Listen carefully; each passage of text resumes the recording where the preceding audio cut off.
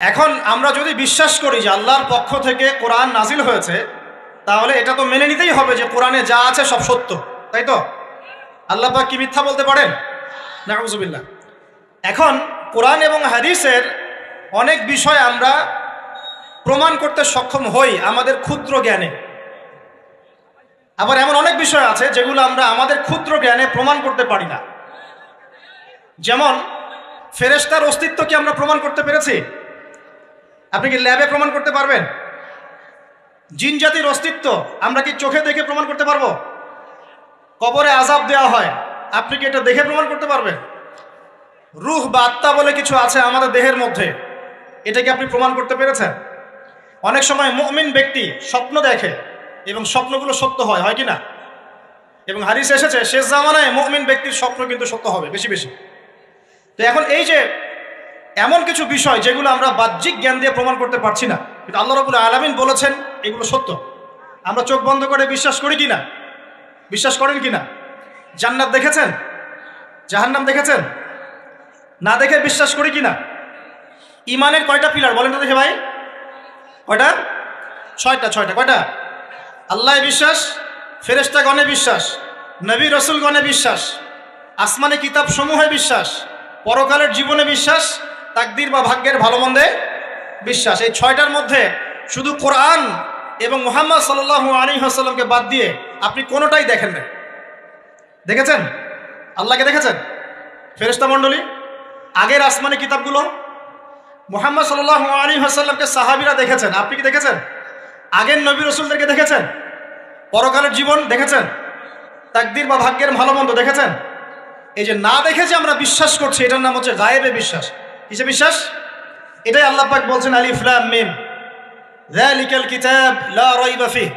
আলিফ লাম মিম, এটা এমন একটা কিতাব যেই কিতাব নিয়ে কোনো সন্দেহ সংশয় নাই।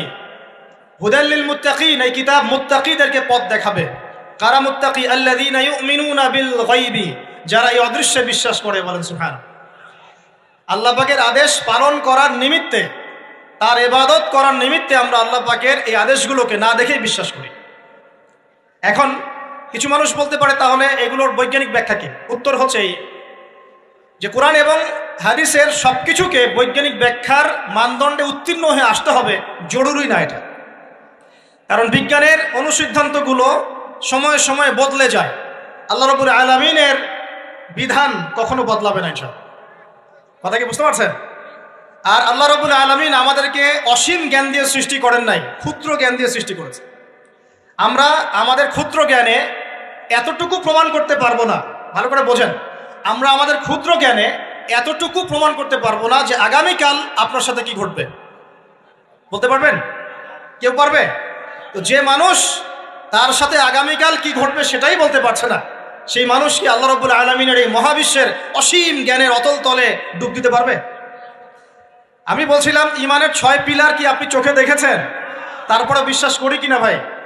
আচ্ছা, এখন আমরা এই জায়গায় ছিলাম যে আল্লাহ পাকের জ্ঞানটা অসীম। আল্লাহ পাকের জ্ঞান কি ভাই? আমি অসীমের একটা উদাহরণ দিয়ে বোঝাচ্ছি। মনে করেন এখানে আমরা যারা উপস্থিত আছি, আমরা সবাই জান্নাতে চলে গেলাম, মনে করেন, আল্লাহ কবুল করুন। জান্নাতে যাওয়ার পরে কি সময় শেষ হয়ে যাবে, না সময় আরো চলতে থাকবে? আচ্ছা, জান্নাতে যাওয়ার পরে 1 কোটি, 2 কোটি, 5 কোটি, 10 কোটি, 100 কোটি বছর পর এই জান্নাতীরা কি করবে, কি খাবে, কোথায় ঘুরবে, কোথায় ফিরবে, আল্লাহ রাব্বুল আলামিন এখনই সেটা জানেন। আলহামদুলিল্লাহ, বলেন আল্লাহু আকবার। আল্লাহকে চিনি একটু, আল্লাহ পাক এখনই সেটা জানেন, এই মুহূর্তে জানেন। যদি এখানে কোনো ভাই থাকেন, ফর এক্সাম্পল অমুক ভাইয়ের নাম আব্দুল্লাহ, এই ভাই মনে করেন জান্নাতে যাবেন ইনশাআল্লাহ, কথার কথা বলছে, কথার কথা। এখন তিনি জান্নাতে যাওয়ার 100 কোটি বছর পরে কোন হুরের সাথে কোথায় ঘুরে বেড়াবেন আল্লাহ পাক এখনই তা জানেন। আল্লাহ পাককে চিন্তা শিখুন। আবার আমাদের মধ্যে আল্লাহ না করুক কেউ যদি জাহান্নামে যায়, সে ব্যক্তি জাহান্নামে যাওয়ার কোটি কোটি বছর পর কি আযাব ভোগ করবে আল্লাহ পাক এখনই এই মুহূর্তে সেটা জানেন। আলহামদুলিল্লাহ। এবং আগেও জানতেন। আল্লাহ পাকের কোনো শুরু নাই, আল্লাহ পাকের কোনো শেষ নাই। আল্লাহ পাকের কোনো শুরু নাই, আল্লাহ পাকের কোনো শেষ নাই। এমন নয় যে আল্লাহ পাক আমাদেরকে সৃষ্টি করে সৃষ্টিকর্তা হয়েছেন, রিজিক দাতা হয়েছেন, পালনকর্তা হয়েছেন, এমন নয়। সৃষ্টি করার আগে থেকেই আল্লাহ পাক সৃষ্টিকর্তা, পালনকর্তা, রিজিক দাতা সবকিছুই ছিলেন। বলেন আল্লাহু আকবার। আল্লাহ পাক একজন, তার কোনো শরীক নাই। আল্লাহ রাব্বুল আলামিনের জ্ঞান অসীম। এটার উদাহরণ হাদিসে দেওয়া হয়েছে এভাবে যে মুসা এবং খিদির আলাইহিস সালাম নৌকায় সফর করছেন, একটা পাখি এসে নদী থেকে এক ফোঁটা পানি খেয়ে চলে গেল।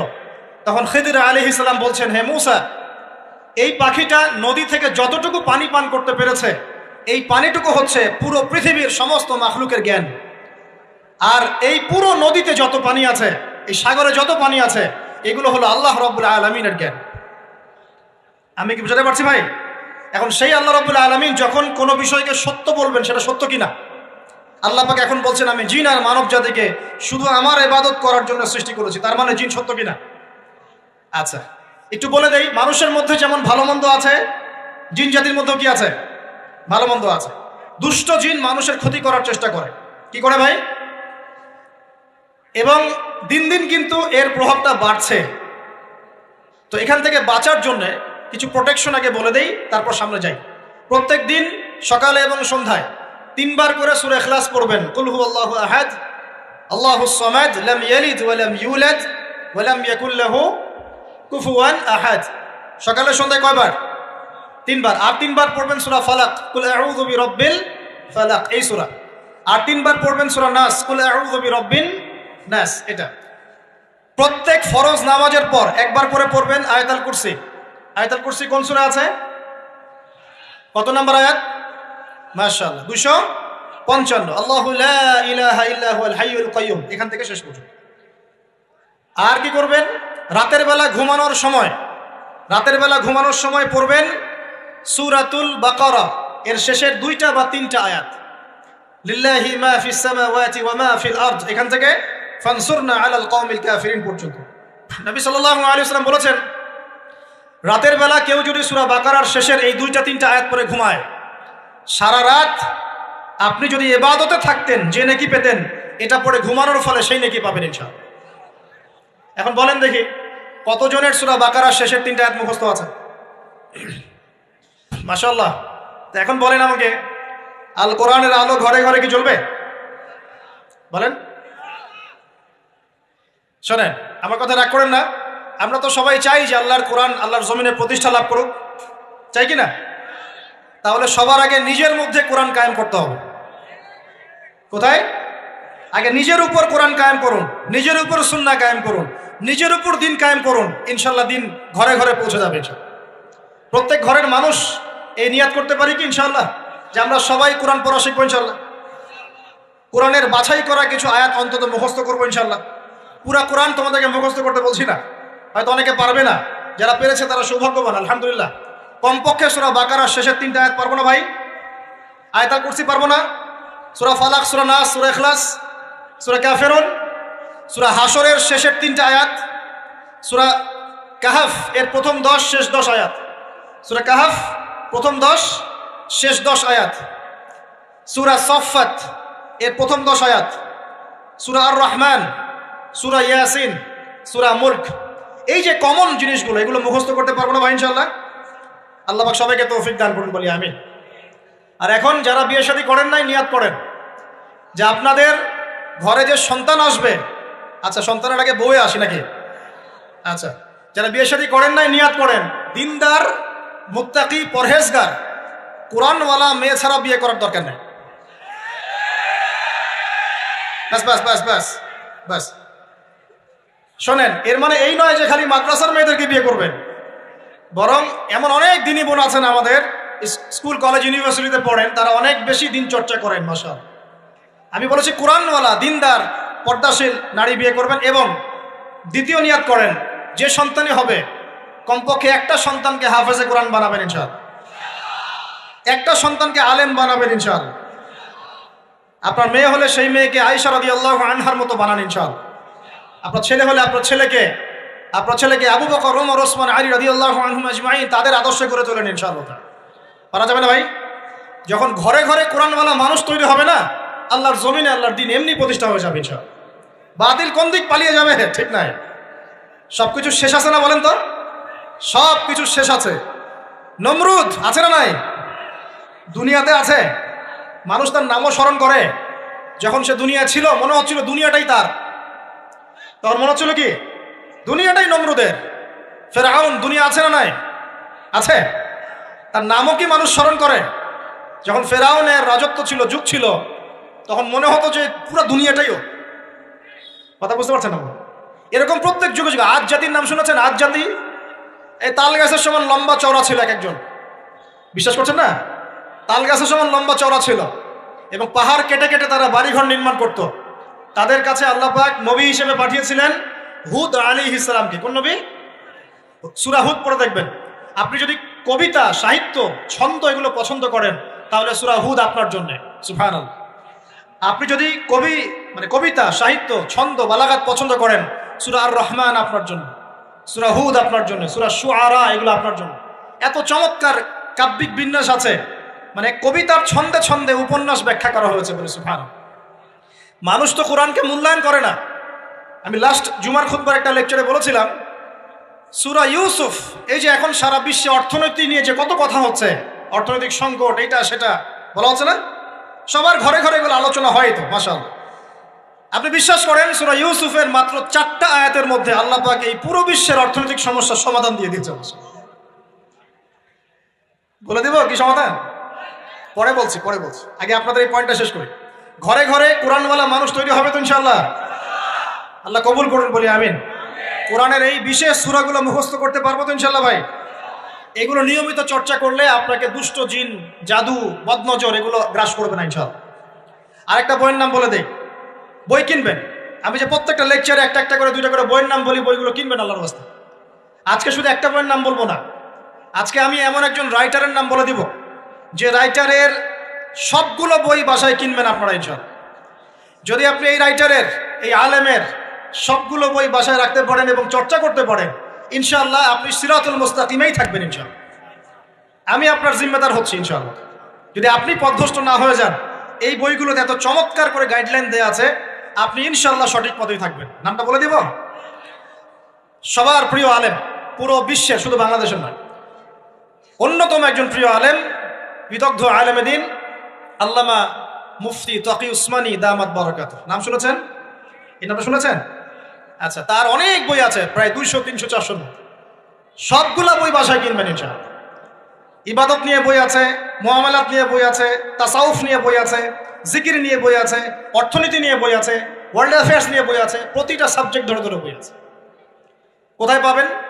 এই তো অনলাইনে অনেক বুকশপ আছে না, এগুলোতে পাবেন। বাংলা বাজারে, ঢাকায় পাবেন। এগুলো অনুবাদ হয়ে গেছে আলহামদুলিল্লাহ। এবং বাংলাদেশে অনেক স্টুডেন্ট আছে তার হাতে গড়া, তাদের এলেম, তাদের আমল, তাদের আখলাক দেখলে পরকালকে চেনা যায়। মাশাআল্লাহ। বই কিনতে পারবেন তো একটু ইনশাআল্লাহ? আরে ভাই, ইউনিভার্সিটির ক্যান্টিনে বসলেই তো 100 টাকা শেষ হয় আপনার। আর ক্যান্টিনে যদি বোরখাওয়ালা কাউকে নিয়ে বসেন তাহলে তো শেষ। এখন সহি প্রেম করে মানুষ। এক ভাই প্রশ্ন করেছে সেদিন, কালকেই, যে সে দিনের পথে ফিরে এসেছে কিন্তু তার গার্লফ্রেন্ডকে ভুলতে পারে না। তো বলছে, ভাই তাকে দাওয়াত দেওয়ার খাতিরে হলেও কি ফোনে কথা বলা যাবে? কি উত্তর দিব বলেন? আপনি পবিত্র হতে যাচ্ছেন কিনা? পবিত্র হতে যাচ্ছেন, পবিত্র পথে আসতে যাচ্ছেন, তাহলে অপবিত্র পথে আবার কেন ফিরে যাবেন? এগুলো কি হালাল না হারাম? আল্লাহ পাক বলেছেন, লা তাকরাবু জিনা, জিনার ধারের কাছেও যেও না, ধারের কাছেও যেও না। দেখেন, এই একই কথা আল্লাহ পাক আদম এবং হাওয়া আলাইহিস সালামকে এইরকম শব্দে বলেছিলেন, ওয়ালা তাকরাবা হাযিহি শাজারা, তোমরা এই গাছের ফল খেও না এমন নয়, তোমরা এই গাছের কাছেও যেও না। আমার কথা কি বুঝতে পারছেন? এই বাস অতিক্রম করে এসো না এমন নয়, এই বাসের কাছেও বসবা না। বুঝতে পারছেন কথা? একইভাবে আল্লাহ বলছেন, ওয়ালা তাকরাবু জিনা, তোমরা জিনা করো না এমন নয়, জিনার কাছেও। ফিজিক্যাল রিলেশন তো অনেক দূরের কথা, হারাম। আপনি ফোনেও কথা বলবেন না, আল্লাহ পাক তৌফিক দান করুন। আপনি যদি পবিত্র থাকতে পারেন ইনশাআল্লাহ তাআলা, আল্লাহ পাক আপনাকে আপনার উপযুক্ত পাত্রী দিবেন ইনশাআল্লাহ। আর যদি আপনি পবিত্র থাকতে না পারেন, এমন হতে পারে হয়তো আপনি পবিত্র কাউকে পান নাই। হতে পারে কিনা? আচ্ছা প্রিয় ভাইয়েরা, বইটা কিনবেন। বইটার নাম, দোয়ার বইটার নাম হলো হিসনুল মুসলিম। কি নাম? হিসনুল মুসলিম। যদি কিনতে না পারেন, ওই যে প্লে স্টোরে ঢুকেন, প্লে স্টোরে ঢুকে দেখবেন যে একটা অ্যাপস আছে হিসনুল মুসলিম। এখানে যতগুলো দোয়া আছে সবগুলো দোয়া আগামী 1 বছরের মধ্যে মুখস্থ করবেন। রাজি আছেন কিনা? আর এখানে সকাল সন্ধ্যায় পড়ার জন্য কিছু দোয়া আছে, সকাল সন্ধ্যায় পড়ার। এই দোয়াগুলো আল্লাহর ওয়াস্তে মুখস্থ করবেন। পারবেন ইনশাআল্লাহ? আল্লাহ তৌফিক দান করবেন। আমি আর একটা আমল বলে দিব, তারপর সামনে যাব। সেটা হলো পাঁচ ওয়াক্ত নামাজ তো পড়েন মাশাআল্লাহ, নাকি? কারা কারা নামাজ পাঁচ ওয়াক্ত পড়েন হাত তোলেন দেখি। আলহামদুলিল্লাহ, মাশাআল্লাহ, হাত নামান। আর যারা নামাজ পড়েন না তাদেরকে আমি একটা হাদিস শোনাবো, একটা হাদিস শুনবেন। নবী সাল্লাল্লাহু আলাইহি ওয়াসাল্লাম বলেছেন, قال النبي صلى الله عليه وسلم بين العبد وبين الكفر والشرك ترك الصلاة। আল্লাহ পাকের বান্দা আর একজন কাফের মুশরিকের মধ্যে পার্থক্যই হচ্ছে নামাজ। আল্লাহ পাকের বান্দা মানে মুমিন মুসলিম এবং একজন কাফের মুশরিকের মধ্যে পার্থক্য কি? মান তারাকা সালাতান মুতাআম্মিদান ফাকাদ বারিয়াত মিন যিম্মাতিল্লাহ। কেউ যদি ইচ্ছাকৃতভাবে তার উপর ফরজ নামাজকে ছেড়ে দেয়, সে যেন আল্লাহ পাকের জিম্মেদারি থেকে মুক্ত হয়ে গেল। অন্য হাদিসে আছে মান তারাকা সালাতান মুতাআম্মিদান ফাকাদ কাফার। কেউ যদি ইচ্ছা করে নামাজ ছেড়ে দেয়, সে ব্যক্তি কুফরি করলো। বলি নাউযুবিল্লাহ। আমরা কি কুফরি করতে চাই নাকি ভাই? নামাজের কথা বলেছি, পাঁচ ওয়াক্ত নামাজ কারা কারা পড়েন না হাত তোলেন এবার। আচ্ছা, লজ্জার কিছু নাই। এখন আমার সাথে তওবা করেন, আমার সাথে তওবা করেন, বলেন আস্তাগফিরুল্লাহ আল্লাযী লা ইলাহা ইল্লা হুয়াল হাইয়ুল কাইয়্যুম ওয়া আতুবু ইলাইহি। আল্লাহর কাছে সাক্ষী রেখে বলেন, আল্লাহ, আমি জীবনে যত রাকাত নামাজ ছেড়ে দিয়েছি এর জন্য আমাকে মাফ করে দাও। ইনশাআল্লাহ আগামী জীবনে আমি বিনা ওজরে এক ওয়াক্ত নামাজও বাদ দিব না। ইনশাআল্লাহ রাজি আছেন ইনশাআল্লাহ? বাস এই একটা নসিহত যদি আজকে আপনারা আমল করতে পারেন, ইনশাআল্লাহ আজকের মাহফিল সফল। পারা যাবে? আর বই কিনতে বললাম, এক নাম্বার কোন বই বলেন?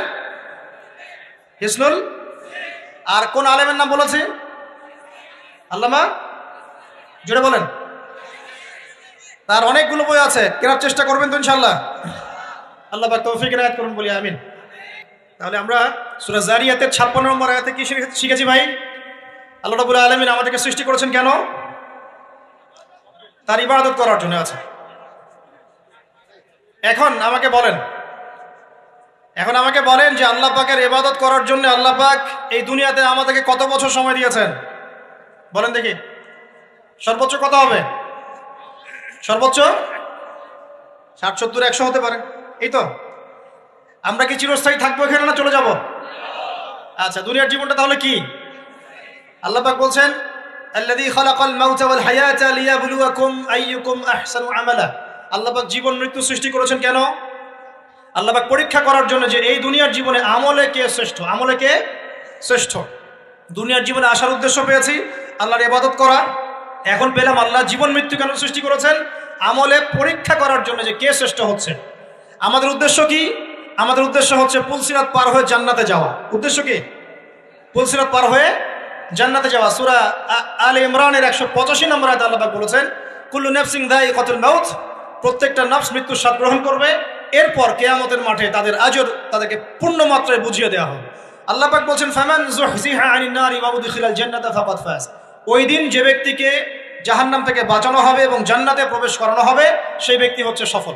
কথা ঠিক কিনা? তাহলে উদ্দেশ্য পেলাম তো, আমাদের গন্তব্য পেলাম তো। আমাদের গন্তব্য কি তাহলে? জান্নাত। এখন এই দুনিয়ার জীবনে আমরা সর্বোচ্চ হয়তো 100 বছর বাঁচবো, আল্লাহ ভালো জানেন, তাই তো?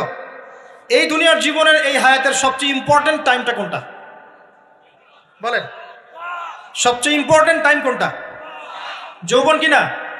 যৌবন কাকে বলে? যৌবন কাকে বলে? কত বছর থেকে কত বছর পর্যন্ত? 20 থেকে 40 বা 15 থেকে 40 বা 20 থেকে 50, এই তো। আচ্ছা, এই বয়সের মধ্যে কারা কারা আছেন হাত তুলে দেখি। মাশাআল্লাহ, সবাই তো দেখি এই বয়সে, হাত নামান। এখন এই বয়স সম্পর্কে আগে 2টা হাদিস শোনেন, আমার দিকে তাকান, তারপরে আমি বলছি অবস্থা কি, করণীয় কি। আমি বলেছি যুবকদেরকে কিছু নসিহত করবো আজকে, নিয়াত করেছি, ঠিক আছে ভাই? আচ্ছা, যুবকদের সম্পর্কে প্রথম হাদিস, রাসূল সাল্লাল্লাহু আলাইহি ওয়াসাল্লাম বলেছেন, কিয়ামতের মাঠে মানুষ যখন উঠবে, আমরা উঠবো কিনা? আচ্ছা, নাকি উঠবো না? যারা আগুনে পুড়ে গেছে তারা উঠবে কিনা? যারা পানিতে ডুবে গেছে, যাদের লাশও খুঁজে পাওয়া যায় নাই, উঠবে কিনা? উঠবে।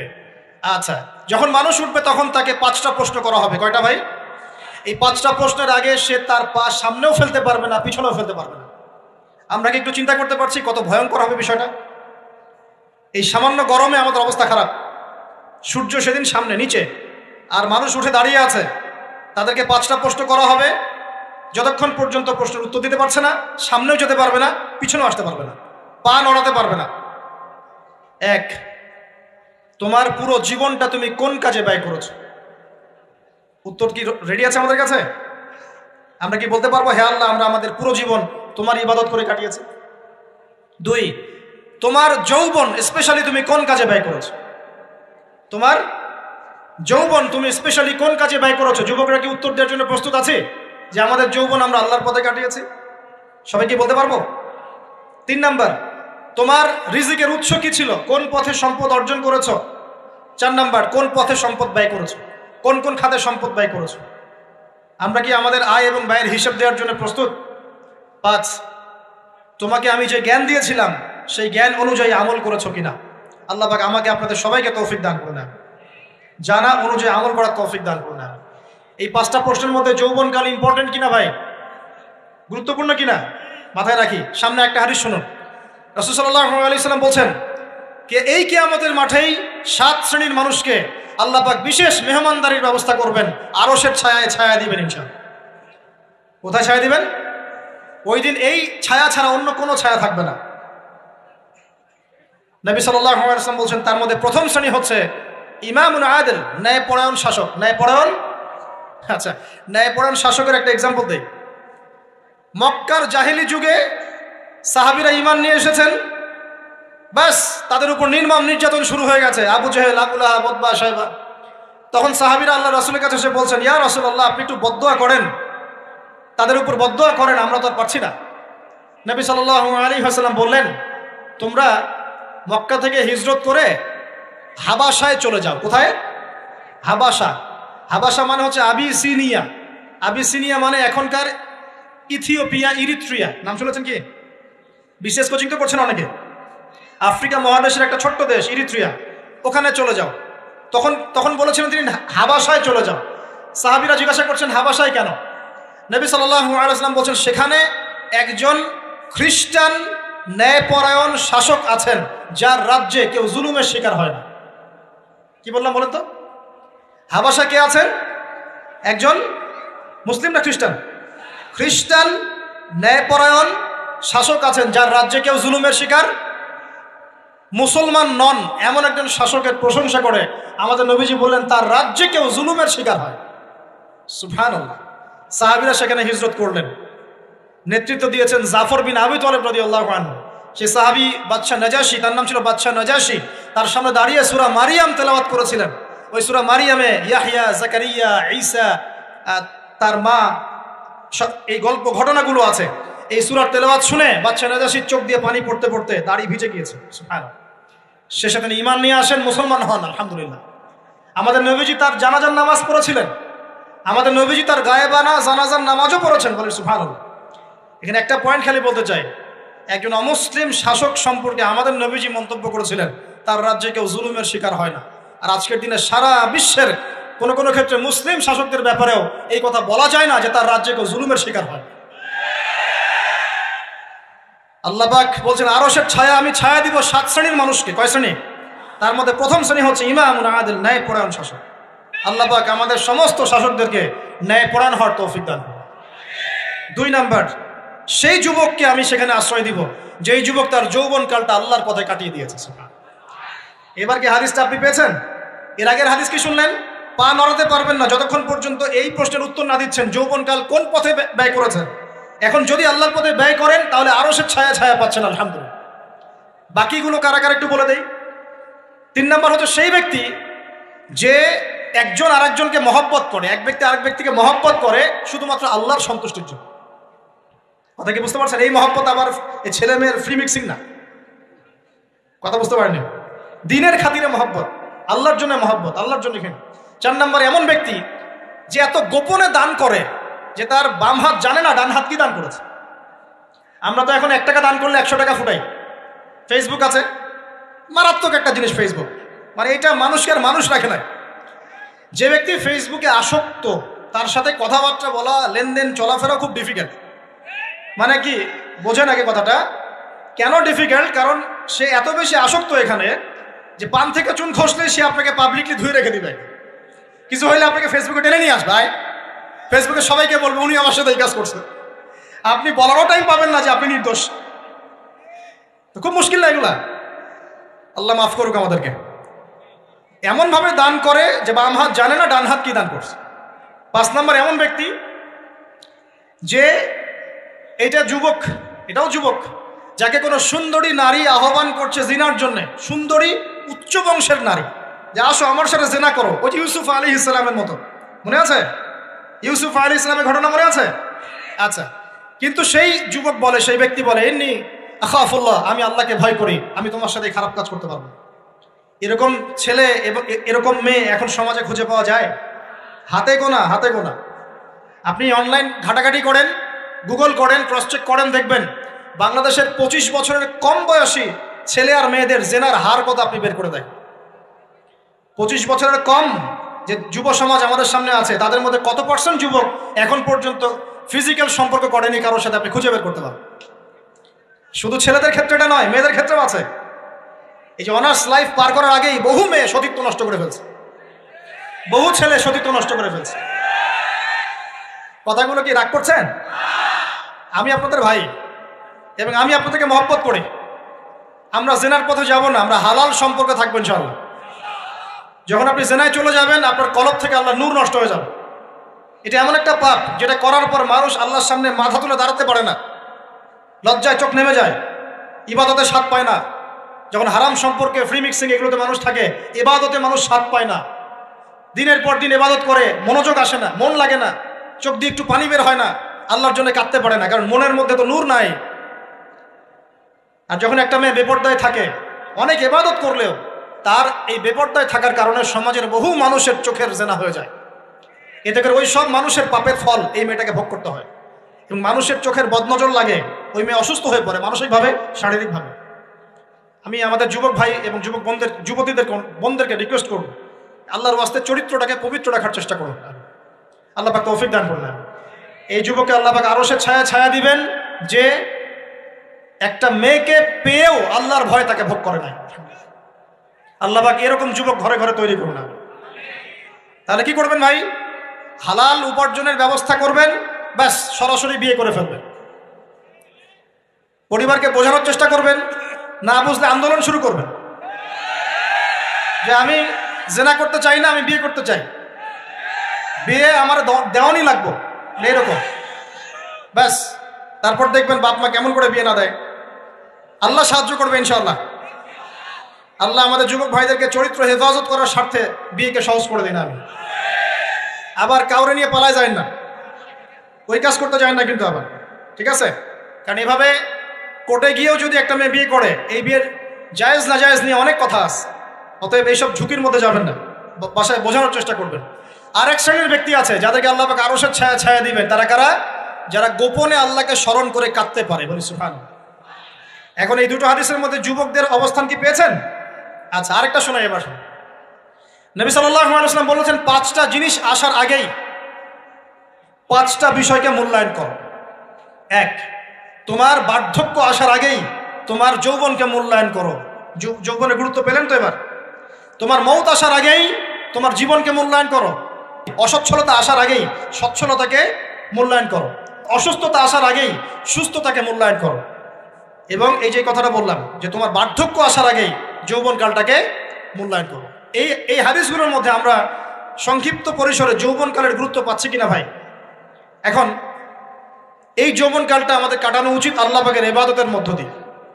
এই যৌবনকালটা আমাদের কাটানো উচিত কয়েকটা বিষয়ের মধ্য দিয়ে। তার মধ্যে আমি 10টা পয়েন্ট আপনাকে বলবো। কয়টা ভাই? 10টা। 1, এই যৌবনকালে সবার আগে আমাদের কর্তব্য হচ্ছে দ্বীনের ইলম অর্জন করা। কি করা ভাই? দ্বীনের ইলম অর্জন বলতে আমি কি বোঝাচ্ছি? দ্বীনি ইলম অর্জন বলতে আপনাকে আমি বোঝাচ্ছি যে কমপক্ষে কোরআনটুকু তেলাওয়াত করতে শিখুন, হাদিসগুলো পড়তে শিখুন, ইসলামী বইপত্র পড়াশোনা করুন, পাশাপাশি জেনারেল সাবজেক্টগুলোও পড়াশোনা করুন। এদিকে আপনি এগিয়ে যান, এদিকেও এগিয়ে যান, দুই দিকে আগাতে থাকেন। এর পাশাপাশি বরেণ্য ওলামায়ে কেরামদের সহবতে থাকার চেষ্টা করেন। যারা রিনাউন্ড এবং বরেণ্য ওলামায়ে কেরাম, তাদের সহবতে থাকার চেষ্টা করেন। ইলম অর্জনের অনেক ধাপ আছে। শুরু করেন কোরআন তেলাওয়াত দিয়ে, তারপরে আস্তে আস্তে হাদিসে যান, কোরআনের তাফসিরে যান, ইতিহাস পড়েন, ইসলামের ইতিহাস পড়েন, ইসলামিক অর্থনীতি পড়েন, রাসূলের জীবনী সিরাত পড়ে দেখেন, ইসলামিক ফিকের বইগুলো পড়ে দেখেন, আস্তে আস্তে গ্র্যাজুয়ালি আপনি সামনে যাবেন। এই সিলেবাসটা আপনি কোত্থেকে পাবেন? এই সিলেবাসটা দেখবেন প্রত্যেক জেলায় জেলায় বরেণ্য কওমি ওলামায়ে কেরাম আছেন না, তাদের সাথে পরামর্শ করবেন, আপনাকে সুন্দর সিলেবাস করে দেবে ইনশাআল্লাহ। এইভাবে আপনি পড়াশোনা করবেন এবং ওস্তাদের সাথে থেকে পড়াশোনা করবেন। একা একা সব কিছু করা যায়? একা একা সব কিছু করা যায় না, একটা সিলসিলা লাগে, একটা ওস্তাদের সোহবত লাগে, নাকি? একা একা কি কোরআন সুন্নাহ সব বুঝে ফেলতে পারবেন আপনি? তাই মনে হয়? কখনোই না। অতএব বরেণ্য আলেমদের সোহবতও লাগবে, আবার আপনার চেষ্টাও লাগবে। আল্লাহ পাক তৌফিক দান করুন। এই যৌবনকালের প্রথম কাজ কি ভাই? ইলম অর্জন করা। 2 নম্বর, এই যৌবনকালে আমরা যে পরিমাণ ফিজিক্যালি ফিট থাকি, শরীরে শক্তি থাকে, উদ্যম থাকে, আমাদের বয়সটা 40-50 হয়ে গেলে সেটা থাকবে না। থাকবে? অতএব এই যৌবনকালে বেশি বেশি ইবাদত করতে থাকেন, আল্লাহ পাক তৌফিক দান করুন। এই যৌবনকালে 5 ওয়াক্ত নামাজ তো পড়বেনই, এর পাশাপাশি নফল নামাজগুলো পড়ার চেষ্টা করুন। এর পাশাপাশি আপনি চেষ্টা করবেন তাহাজ্জুদের ওয়াক্তে একটু নামাজ পড়ার জন্য, কমপক্ষে 2 রাকাত, কমপক্ষে 2 রাকাত, অ্যাটলিস্ট 2 রাকাত নামাজ তাহাজ্জুদের সময় পড়ার চেষ্টা করি। আল্লাহ আমাকে তৌফিক দেখ, আপনাদের সবাইকে তৌফিক দান করুন। ওই সময় আপনি যে দোয়াই করবেন আল্লাহর কাছে কবুল হবে ইনশাআল্লাহ। যে দোয়াই করবেন আল্লাহ কবুল করবেন ইনশাআল্লাহ, যদি আপনার রিজিকটা কি হয়? হালাল হয়। হারাম রিজিক দিয়ে ইবাদত কবুল হয়? হারাম রিজিকের দোয়া কবুল হয়? কবুল হয় না। 3 নাম্বার, এই যৌবনকালে আমরা রাসূলের সুন্নতের উপর বেশি আমল করবো ইনশাআল্লাহ। করা যাবে ইনশাআল্লাহ? তাহলে নিয়াত করতে পারি যে ইনশাআল্লাহ চেহারাগুলো পরিবর্তন হবে। চেহারা পরিবর্তন মানে কি? হ্যাঁ, রাখা যাবে না? এখনো গজায় নাই। প্রত্যেক সপ্তাহে আপনাকে নবীর সুন্নতের উপর এরকম করে কুরবানি এবং জবাই করতে কে বলেছে? নবী সাল্লাল্লাহু আলাইহি ওয়াসাল্লামের সুন্নতকে জবাই করাটা কি ভালো কাজ? হ্যাঁ বলেন তো। আমরা তো এমন অনেক নাপিত ভাইদেরকে চিনি যারা এই ধরনের বক্তব্যগুলো শুনে আলহামদুলিল্লাহ জীবন পরিবর্তন করেছেন।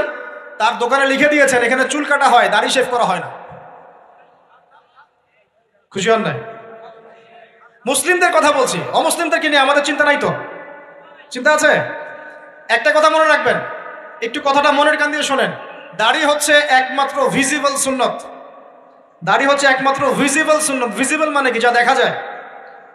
দাড়ি একমাত্র ভিজিবল সুন্নত, দৃশ্যমান সুন্নত, যেটা নিয়ে আপনি আমি কবরে যাবো ইনশাআল্লাহ। আর কোনো সাইন দেখে বোঝার বুদ্ধি নাই এই ব্যক্তি কত বড় মুসলিম, কত বড় সুন্নতের পাবন ছিল। খালি কপালের সেজদার দাগ আর চেহারার দাড়ি বাকি থাকবে। কথা বুঝতে পারছেন ভাই? নিয়াত করা যায় একটু দাড়ি ছেড়ে দিব, নাকি দাড়ি রাখলে চাকরি পাবেন না? দাড়ি রাখলে মেয়ে দিবে না নাকি? তো যে মেয়ে দাড়ি রাখলে বিয়ে করতে চায় না তাকে বিয়ে করারও দরকার নাই। আর দাড়ি রাখলে যে চাকরি আপনাকে ছাড়তে হয় ওই চাকরিও করার দরকার নেই। চাকরির মধ্যে সব রিজিক আপনার মনে হয়? রিজিকের সবচেয়ে বড় অংশ আছে কিসের মধ্যে? বিজনেসের মধ্যে। যারা বিজনেস করে তাদের আন্ডারেই লক্ষ লক্ষ মানুষ চাকরি করে। বাংলাদেশে যে ইকোনমিক সিস্টেম, এই ইকোনমিক সিস্টেমের মূলে কারা জানেন? ব্যবসায়ীরা। কারা? বড় বড় ব্যবসায়ীরা। এমন অনেক ব্যবসায়ী আছেন যাদের একজনের জাকাতের টাকা দিয়ে একটা গ্রামের মানুষকে খাওয়ানো যায়। বিশ্বাস করছেন না? ইকোনমিক তো আমার সাবজেক্ট, আমরা পড়েছি এগুলো, পড়াশোনা করেন দেখেন। বিজনেস, এরপরে আছে ক্রিয়েটিভ কোনো প্রজেক্ট, এমন কোনো প্রজেক্ট যেটা এখন পর্যন্ত কেউ লঞ্চ করে নাই। এখন অনলাইনে অনেকে আয় করেন না? আজকে থেকে 20 বছর আগে মানুষ এটা করেছিল। এখন অনেক মানুষ বাহির থেকে পড়াশোনা করে দেশে এসে এই যে ডেইরি প্রজেক্ট করছে, পোলট্রি করছে, নতুন নতুন অনেক প্রজেক্ট করছে না? কৃষিভিত্তিক অনেক কাজ করছে। তারা কি সচ্ছল না? আমি একজন ভাইয়ের কথা জানি, যিনি আলহামদুলিল্লাহ আল্লাহর এই অধম বান্দার ওয়াজ শুনে সুদের চাকরি ছেড়ে দিয়েছিলেন। চাকরি ছেড়ে দিয়ে তিনি চায়ের বিজনেস শুরু করেন, চায়ের বিজনেস। তো ইদানিং জানলাম তিনি এখন মানুষকে টাকা ধার দেন। মাশাআল্লাহ, তিনি এখন মানুষকে টাকা ধার দেন চায়ের ব্যবসা করেই। আর আমাকে তো এখনো মানুষের কাছে হাত পাততে হচ্ছে। কথা বুঝতে পারেন নাই? আল্লাহ পাক তাকে সুদ ছেড়ে দেওয়ার জন্য সচ্ছল করে দিয়েছেন। এই ওসিলা দিয়েই তিনি সচ্ছল হয়েছেন আলহামদুলিল্লাহ। রিজিক কার হাতে? এটা বিশ্বাস করেন, রিজিক আল্লাহর হাতেই। আল্লাহ পাক চাইলে আপনাকে বেহিসাব রিজিক দেবেন ইনশাআল্লাহ। অতএব সুন্নতকে বিসর্জন দিয়ে নয়, সুন্নতে থাকেন, আল্লাহ পথ খুলে দিবেন ইনশাআল্লাহ। আল্লাহ পাক তৌফিক দান করুন। যুবক ভাইদেরকে বলছিলাম, তাহলে প্রথম কাজ আমাদের ইলম অর্জন করা। তারপরে কি ভাই? নামাজের পাবন্দ হওয়া, আর নামাজ ফরজের পাশাপাশি নফলগুলোও চর্চা করা। 3 নম্বর বলেছি রাসূলের সুন্নতের উপর একদম ইস্তেকামা, দৃঢ়ভাবে আমল করা। আর সুন্নত শিখতে হলেই তো 3 দিনের জন্য বেরিয়ে যান, 7 দিনের জন্য, 40 দিনের জন্য বেরিয়ে যান। সুন্নত শিখিয়ে আপনাকে বাসায় পাঠাই দেবে ইনশাআল্লাহ। পড়াবে না? অনেক মানুষ মনে করে যে তাদের ওখানে গেলে আমার আকীদা নষ্ট হয়ে যাবে, হ্যাঁ তাই না? তারা বিভ্রান্ত, হ্যাঁ নাউজুবিল্লাহ। স্বপ্নে পাওয়া ধর্ম, অনেকে টিটকারি মারে, স্বপ্নে পাওয়া ধর্ম। এইসব ব্যঙ্গের ছাতার মতো আদর্শের দিকে মুখ ফিরাবেন না। মাকবুল জামা, যেগুলো মাকবুল জামা, ক্লাসিক্যাল ইসলামের মধ্যে থাকেন, আপনি বিভ্রান্ত হবেন না। তারা আপনাকে কখনো খারাপ কাজে আদেশ করেছে? কত চোর ডাকাত মদখোর মানুষ সেখানে গিয়ে 5 ওয়াক্ত নামাজি হয়ে গেছে, সুদের ব্যবসা ছেড়ে দিয়েছে, মাদক ছেড়ে দিয়েছে, আল্লাহর ওলি হয়ে গেছে, আলহামদুলিল্লাহ। তো আপনাকে তারা সুন্নত শিখিয়ে বাসায় পাঠিয়ে দিবে। এছাড়া আপনি অন্যভাবে শিখতে চলে শিখবেন, সমস্যা কি? যদি মাদ্রাসায় পড়ার তৌফিক থাকে তাহলে পড়বেন। সবাই কি মাদ্রাসায় পড়ার তৌফিক পাবে? পাবে না। নিঃসন্দেহে কিছু মানুষ তৌফিক পাবে, কিছু মানুষ হয়তো পাবে না। যারা পাবে না তারা দিন শিখবে কিভাবে? এভাবেই তো শিখবে। সুন্নতের উপর আমল করতে হবে, এটা সবচেয়ে বড় কথা। আল্লাহ পাক আমাদের সবাইকে সুন্নাহর উপর আমল করে তৌফিক দান করুন। 4 নাম্বার, ভাই, যৌবনকালে আমরা আমাদের সময়গুলোকে মূল্যায়ন করবো ইনশাআল্লাহ। কথা বুঝতে পারছি ভাই? সময় মূল্যায়ন কেমন? আপনার দিন রাতের একটা রুটিন থাকবে, এলোমেলো লাইফ লিড করবেন না। এই যে আমরা, আল্লাহ মাফ করুক, আমরা এখন 3টায় 2টায় 4টায় ঘুমাই, 12টা 1টা 2টায় উঠি, নাউজুবিল্লাহ। এতে করে কি আমাদের রুটিন লাইফটা ঠিক আছে? আমাদের খাওয়ার ঠিক নাই, আমাদের ঘুমের ঠিক নাই, আমাদের মানে খাবারের যে অভ্যাস, খাদ্যাভ্যাসে ঠিক নাই। আমরা একটু খেলাধুলা আগে করতাম, সেটাও এখন করি না। সারাদিন ফোন নিয়ে বসে থাকি, আর এই যে ইউটিউব ফেসবুকে বসে থাকি। গোল হয়ে বসে লুডো খেলে, গোল হয়ে কি করে? লুডো খেলে, অনলাইনে গেমস খেলে, অনলাইনে পাবজি খেলে, ফ্রি ফায়ার খেলে। আগে তো তাও ছেলে পেলে একটু ফুটবল খেলতো, ক্রিকেট খেলতো, আমরাও তো খেলেছি। ওই সময় তাও আলহামদুলিল্লাহ আমাদের ফিজিক্যাল ফিটনেস অনেক ভালো ছিল। এখন ওগুলো বাদ দিয়ে যে মানুষ পর্নোগ্রাফি দেখছে, লুডো খেলছে, পাবজি খেলছে, ফ্রি ফায়ার খেলছে, সারাদিন অনলাইনে বসে অথর্বর মধ্যে বসে আছে, এটা কি ভালো হচ্ছে? এই জন্য অ্যাটলিস্ট ফজরের নামাজ পড়ে জিকির আজগার করে পড়াশোনা করে আধা ঘন্টা 1 ঘন্টা একটু খেলাধুলা করলে কি সমস্যা? একটু ফুটবল খেলেন, দৌড়াদৌড়ি করেন, জগিং করেন, একটু ব্যায়াম করেন। আল্লাহ পাক আপনাদের যৌবনে বরকত দান করুন, আমিন। এই কাজগুলো করতে হবে কিনা? ভালো না খারাপ? করেন। আর নিয়মতান্ত্রিক লাইফ লিড করবো আমরা, নিয়মতান্ত্রিক। আমার জীবনে একটা রুটিন থাকবে, এই রুটিনের বাইরে যাব না। পড়াশোনার রুটিন থাকবে, খেলার বা এক্সারসাইজ রুটিন থাকবে, খাওয়া দাওয়ার রুটিন থাকবে, দাওয়ার রুটিন থাকবে, আমি আলেম ওলামাদের কাছে যাবো, এই রুটিন থাকবে। একটা রুটিন লাইফ লিড করবেন, এলোমেলো জীবনযাপন করবেন না। আল্লাহ পাক আমাকে তৌফিক দান করুন, আপনাদের সবাইকে তৌফিক দান করুন। কয়টা বলেছি ভাই? বলেন। 6 নাম্বার, যৌবনকালে সবচেয়ে বেশি বেঁচে থাকবো নারীর ফিতনা থেকে। কি থেকে ভাই? যৌবনকালে সবচেয়ে বেশি বেঁচে থাকবো কি থেকে? একটা হাদিস বলি, নবী সাল্লাল্লাহু আলাইহি ওয়াসাল্লাম বলেছেন, মা তারাকতু বা'দি ফিতনাতান আদাররু আলা রিজালি মিনান নিসা।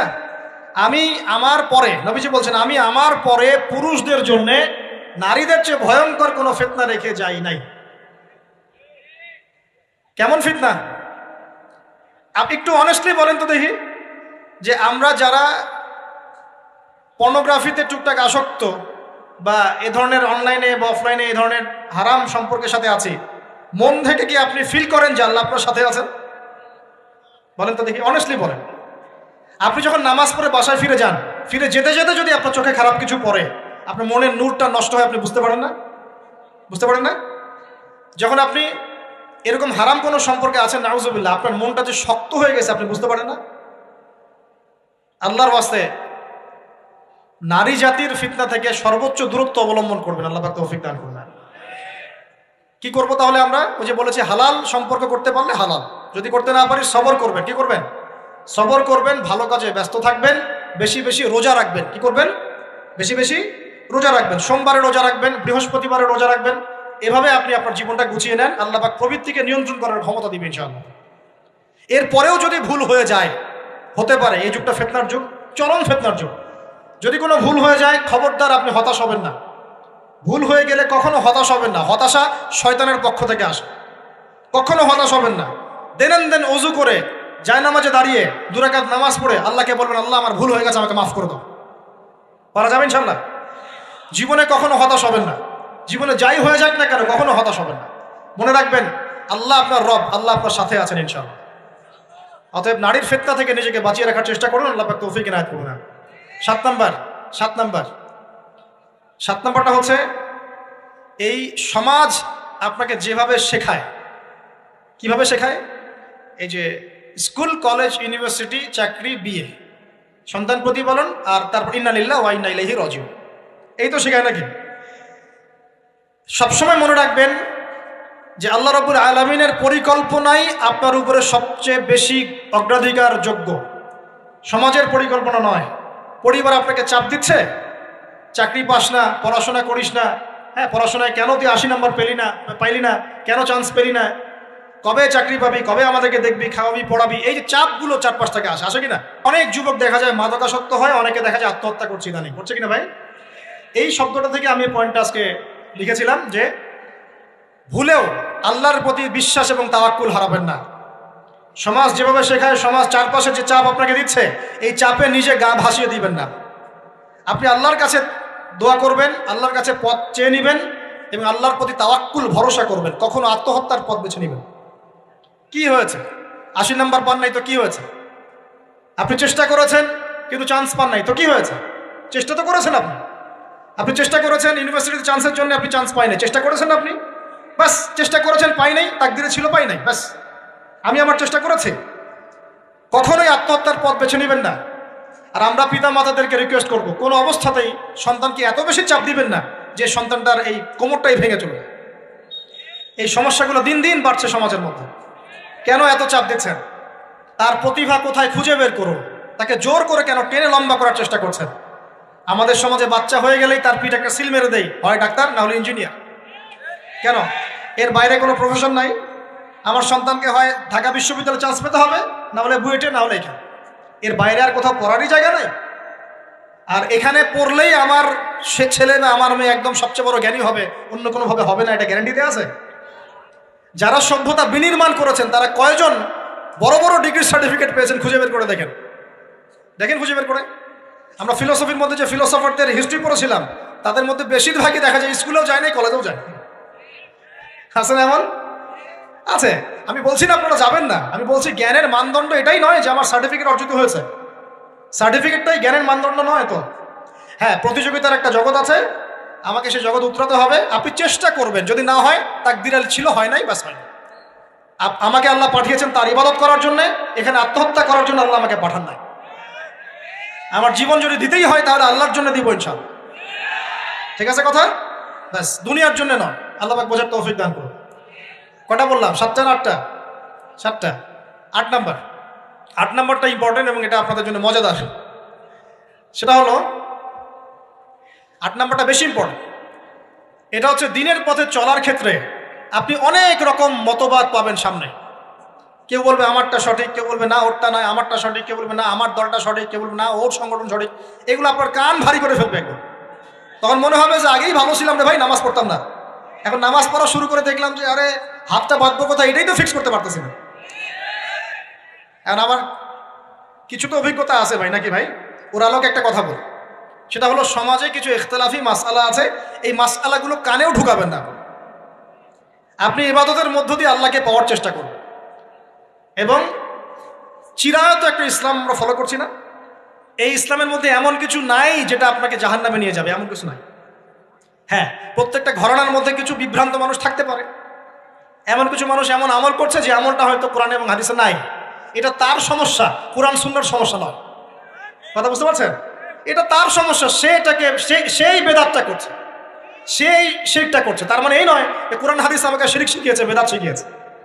কোরআন এবং হাদিসে যেটা আছে এটা সুন্দর এবং এটা চিরায়ত একটা ক্লাসিক্যাল ইসলাম আমাদের কন্টিনেন্টে আছে, বাংলাদেশেও আছে। এখানে থাকলে আপনি বিভ্রান্ত হবেন না ইনশাআল্লাহ তাআলা। বরেণ্য ওলামায়ে কেরামদের কাছে গিয়ে অন্তত একজন হকপন্থী আলেমের সাথে পরামর্শ করে আপনি আমল করার চেষ্টা করুন। আর যে বিষয়গুলো নিয়ে ইখতিলাফ আছে এগুলো নিয়ে সমাজে মত পার্থক্য সৃষ্টি করে সমাজটাকে বিভক্ত করতে যায় না। আল্লাহর ওয়াস্তে মসজিদ ভাগ করতে যায় না, সমাজকে ভাগ করতে যায় না। জাতিগত ঐক্যটা রক্ষা করেন, আল্লাহ পাক বোঝার তৌফিক দান। আর যদি মানুষের মধ্যে খারাপ কিছু দেখি, ওই খারাপ কিছু বিষয়টা আমি এড়িয়ে যাবো ইনশাআল্লাহ। এন্ড কোনটা ভালো কোনটা খারাপ আমি বুঝবো কিভাবে? আমি 10 জন আলেমের সাথে পরামর্শ করবো, ব্যাস। আমি এত বড় আলেম নই, তাহলে আমি 10 জন আলেমের সাথে পরামর্শ করব যে হুজুর এই বিষয়টা চলছে, এটা সম্পর্কে আসলে বিষয়টা কি। একটা ঘরানার দিকে কখনো আপনি সাম্প্রদায়িকভাবে বায়াসড হয়ে যাবেন না। আপনি আপনার চিন্তাটাকে লিবারেল রাখবেন, হকটা যেখানে পাবো সেটা নিব ইনশাআল্লাহ। এমন নয় যে উনি বলেছেন বলেই হক, আর কারোটা নিব না, ওনারটাই নেব, এভাবে চিন্তা করবেন না। হক যেখানে আছে সেখানে যাবেন আপনি ইনশাআল্লাহ। আল্লাহ পাক আমাদেরকে বোঝার তৌফিক দান। আর যে ইখতলাফগুলো আছে এগুলো নিয়ে সমাজকে বিভক্ত করতে চায় না, মতানৈক্য নিয়েই ঐক্য হবে ইনশাআল্লাহ তাআলা। আল্লাহ পাক আমাদেরকে এই কথাটা বোঝার তৌফিক দান। আর শেষের দুটো হলো, যৌবনকালে আমরা আমাদের পরবর্তী জীবনের প্রস্তুতি গ্রহণ করবো ইনশাআল্লাহ। কারণ বার্ধক্যের জীবনে আপনি কিন্তু এই কাজগুলো এখন করতে পারছেন, সেগুলো পরে পারবেন না।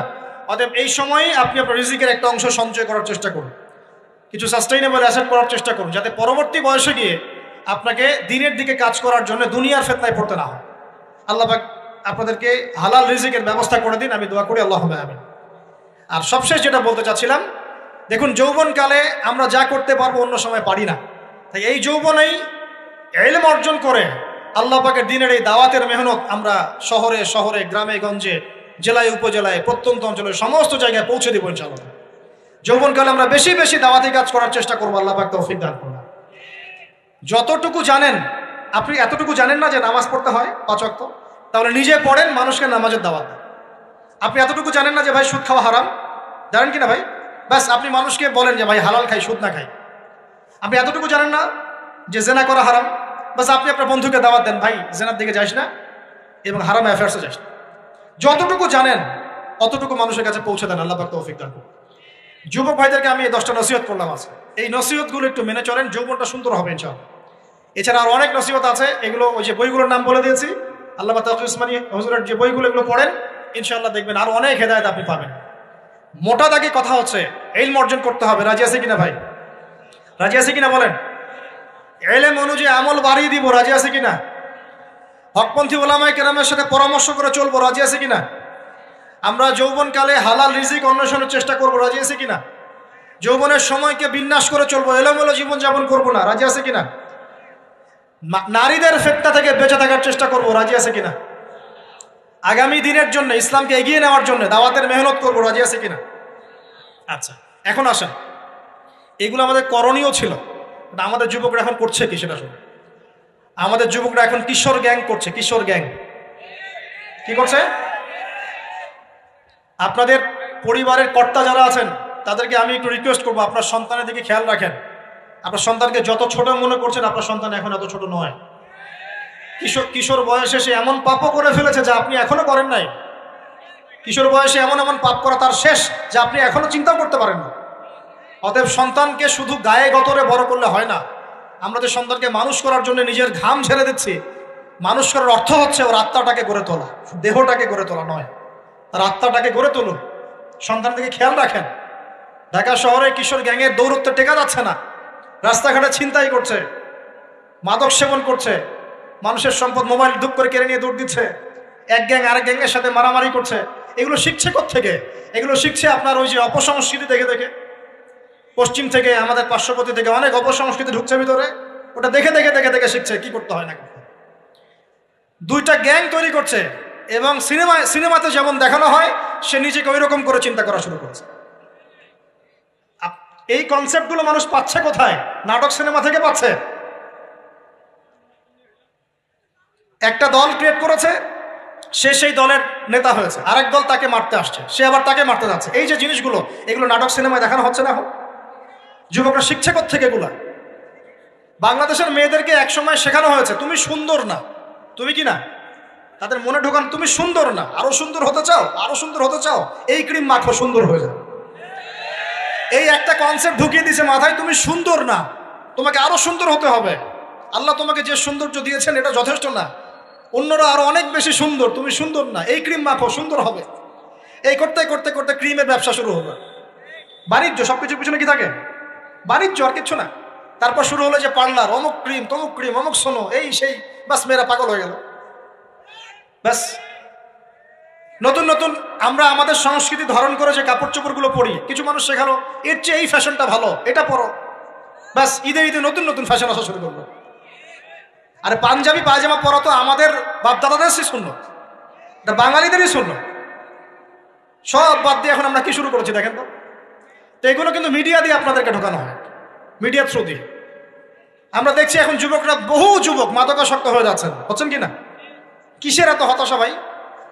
কি হয়েছে? আপনার গার্লফ্রেন্ড আপনাকে ছেড়ে চলে গেছে? তা গেছে না হয়তো, কি হয়েছে ভাই? কি হয়েছে? গার্লফ্রেন্ড ছেড়ে চলে গেছে তো কি হয়েছে? আল্লাহ পাকের জমিনে কি মেয়ের অভাব নাকি? 40 জন নারীর দায়িত্ব একটা ছেলেকে নিতে হবে শেষ জামানায়, মানে মা, বোন, ফুপু, খালা, স্ত্রী, এই সব মিলে 40 জন কাঁধে উঠে যাবে। এখন ঘরে ঘরে মেয়েদের সংখ্যা বাড়ছে না? নবীজি বলেছেন শেষ জামানায় মেয়েদের সংখ্যা বাড়বে, ছেলেদের সংখ্যা কমবে। কমছে কিনা ছেলেদের সংখ্যা? এখন হয়তো এভারেজ 100, 104, পরে দেখবেন আরো বেড়ে গেছে। শুধু আমেরিকার হিস্ট্রি ঘেটে দেখেন, ওখানে ছেলে মেয়ের অনুপাতটা কেমন। কমছে সব জায়গাতে, আরো সামনে কমবে। তো একজন গার্লফ্রেন্ড আপনাকে ছেলে চলে গেছে, বাস জীবনটা উৎসর্গ করে দিতে হবে তার জন্য? এখন কি ফেন্সিডিল, গাঁজা, ইয়াবা এগুলো সেবন করতে হবে? আপনাকে কে সৃষ্টি করেছেন ভাই? কি উদ্দেশ্যে? প্রথমে কি একটা বলেছে, কি উদ্দেশ্যে? আমাকে আল্লাহ পাঠিয়েছেন দুনিয়াতে নামাজ পড়তে, রোজা রাখতে, দিনের প্রচার করতে, দিনের জ্ঞান অর্জন করতে, এই তো। তা আমি একজন মেয়ের জন্য জীবন নষ্ট করে দিব কেন? আমি তাহলে আল্লাহর কাছে কি মুখ দেখাবো আর নবীর কাছে কি মুখ দেখাবো? ওখানে গিয়ে বলবো আল্লাহ আমি আমার অমুক প্রেমিকার জন্য আশাক হয়ে একদম জীবন দিয়ে দিয়েছি, আত্মহত্যা করেছি? গেছে ভাই, যাইতে দেন। যে ব্যক্তি আপনার অবস্থানকে মূল্যায়ন করে নাই, সে আপনার যোগ্য ছিল না। এখন আপনি কি করবেন? নিজের অবস্থান উন্নত করেন, আপনার পিছনে লাইন ধরে ঘুরবে চল। এটাই বাস্তবতা। দুনিয়া খুব খারাপ জিনিস। মানুষ মানুষের অবস্থানকে মূল্যায়ন করে, মানুষ মানুষের অবস্থানকে মূল্যায়ন করে, কিন্তু আল্লাহ রাব্বুল আলামিন আপনাকে সর্বাবস্থায় ভালোবাসেন। আলহামদুলিল্লাহ। এই যে আমরা এখন অনেক পাপ করছি না, আল্লাহ কি আমাদেরকে আযাব দিয়ে ধ্বংস করে দিয়েছেন? আল্লাহ পাক এখনো আমাদেরকে ভালোবাসেন, রহম করেন, অপেক্ষায় আল্লাহ পাক অপেক্ষা করছেন কখন তওবা করবে, আমি তওবা কবুল করব। এই কখন আমার বান্দা খালি একবার বলে আস্তাগফিরুল্লাহ, আল্লাহ পাক সাথে সাথে মাফ করে দেবেন। আর সেই আল্লাহকে ভুলে আপনি কার পিছনে ছুটছেন? আমরা কিন্তু নিয়াত করতে পারি ভাই যে আমরা যারা ওয়াজ শুনলাম জীবনে কোনোদিন সিগারেটে হাত দিব না ইনশাআল্লাহ। রাজি আছি ভাই? অন্য বড় বড় জিনিস তো বহুত দূরের কথা। আচ্ছা, অনেকে রাজি হয় নাই কেন? আপনারা কি অলরেডি আসক্ত? আমি অনেক ভাইকে দেখেছি মাশাআল্লাহ ইফতার খুলেই একদম বেনসন টানা শুরু করে। হ্যাঁ, এটা যে হারাম আপনাদের কেউ ওয়াজ করে শোনায় নাই? এটাকে কি মনে করেন আপনারা, হারাম না হালাল? কেউ বলেছে মাকরু, নাকি মাকরু ফতোয়া দিয়েছে? মাকরুহ শব্দের অর্থ জানেন আপনি? মাকরুহ শব্দের অর্থ কি একটু শোনেন। সূরা বনী ইসরাইল খুলবেন। কোন সূরা? সূরা বনী ইসরাইল। আল্লাহ পাক বলছেন আমি বনু ইসরাইলকে এই কাজগুলো করতে নিষেধ করেছি। কোন কোন কাজ? জেনা করো না, জেনার ধার কাছে যেও না, এতিমের মাল আত্মসাৎ করো না, শিরিক করো না ইত্যাদি। যারা আলেম আছেন তারা আমার কথা বুঝবেন। এই কাজগুলোর পরে আল্লাহ পাক বলছেন যে এই প্রত্যেকটা কাজ আল্লাহর কাছে মাকরুহ, অপছন্দের। কিসের? অপছন্দ। তাহলে এটাকে আপনি সহজ মনে করছেন? নিয়াত করি আল্লাহ পাকের সন্তুষ্টির জন্য আমরা কোনোদিনও মাদকের সাথে সম্পৃক্ত হব না ইনশাআল্লাহ। আর বিশ্বাস করেন, শুধুমাত্র মাদকদ্রব্য নিয়ন্ত্রণ অধিদপ্তর এই আইন কানুন এগুলো দিয়ে, জরিমানা দিয়ে মানুষকে মাদক ছাড়ানো যাচ্ছে না, যাবে না। কেন যাবে না এটা আপনারা খুব ভালো করেই জানেন, আমি বলতে চাচ্ছি না। অনেক সময় মাদক বিরোধী কনসার্ট করে মানুষ, মাদক বিরোধী কনসার্টে ওঠার আগে এক বোতল ডাইল খেয়ে আসে আগে। এগুলো কি বাস্তব কথা বলছি না অবাস্তব কথা বলছি? আমাদের যুবক ভাইরা কোশ্চিন কালেও মাদকের ধার কাছে যাবেন না ইনশাআল্লাহ। একটা হাদিস খালি মনে রাখেন, এই হাদিসটা মনে রাখেন। নবী সাল্লাল্লাহু আলাইহি ওয়াসাল্লাম বলেছেন, কেউ যদি মাদকদ্রব্য সেবন করে তার 40 দিনের নামাজ কবুল হবে না। সিগারেট একটা খেয়েছি, 40 দিন নামাজ নাই। এরপর যদি সে তওবা করে আল্লাহ মাফ করে দিবে। আবার যদি মাদক খায় আবার 40 দিন কবুল হবে।